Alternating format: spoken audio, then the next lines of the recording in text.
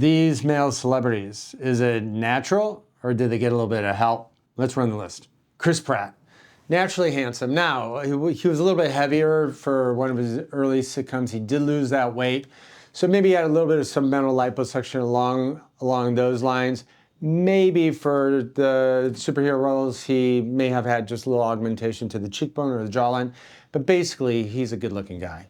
Zac Efron, yeah, he may have, for some parts that he did a WWE movie where he needed a more sort of bulkier, chunkier look, so maybe he had a little bit for that.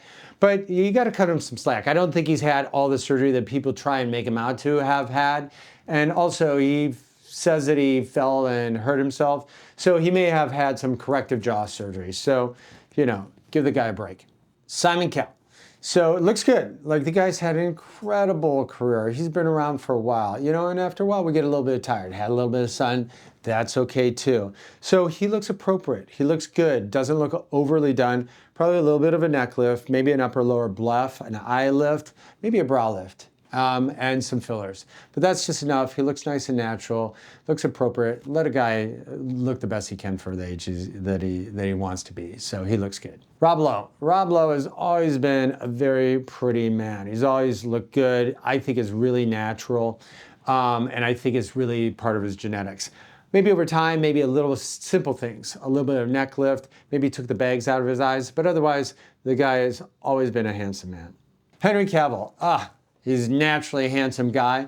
However, a lot of people come into my office, in my Beverly Hills office, when they're not necessarily Henry, but whenever they're doing a superhero movie, all right? Their agent sends them over, or the producer, and we have to give them a more defined jaw, and we can do it with fillers. So inject it, it takes about 15 minutes, so it makes it more defined, it makes it a little bit chunkier, makes it a little bit more superhero. And you will, if you notice some of these actors, for a superhero movie, their jawline looks more pronounced than their last film when they weren't a superhero, and then sometimes it's reversed so they can have it be more subtle and subdued when they're moving on to another picture, their next picture.